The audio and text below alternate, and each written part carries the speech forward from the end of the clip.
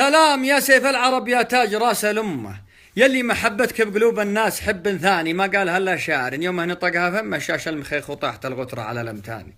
هذه قصيدة في ملك من دون كبر وزمة، هذا فخر وأكبر فخر للي وطل ميداني، ناس تحب الحاكم اللي همهم من همه نفذ وصية مس النسل الكحيلاني. حبيت شعبك فاخلصوا لك والظروف مغمه، وش الغريب انهام بك شعبك بلا ميزان يحبك مثل وبل الربيع اللي الرعود الزمه وطلالة محياك برق هيض الغدران. ودي تشوف الناس قبل وصولكم ملتمه مستبشرين بجيتك يا طيفنا الوداني، لبوا طلبك الشعب من قبل القناه تعمه وتقول يا شعب الدعالي يا عسى يبراني.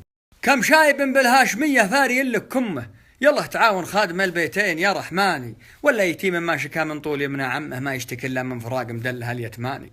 صاقرا عنابك يا السعودي لين وصل القمه، لانه تعنز فوق رج من دونه الشجعاني، وانثار بارود الحرابه موسع الذمه الطامعين اللي جباها الاثم والعدوان. ابشر بوجه ما عرفته يا قليل الهمه والعاقبه بالضيم لك يا مرخ يا لاذاني، وحنا لسلمان دروع تلبسه والضمه نفديك يا ابو فهد الحره لبالشيهاني.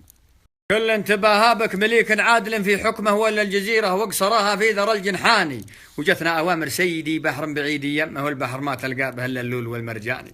فالسجن بيث من مساجينه بري الذمه من تاب الله عليه وشمله الغفراني، والفقر مات وجثته عار على بطن امه سدد على المعسر ديونه والجمد دياني. وما دام حبك يا السعودي ساريا في دمه فان الركاب وسر، وخلك للولا عنواني، واسال الله ان الله يديم علينا ال السعود عونا للاسلام والمسلمين، والله يطول عمرك.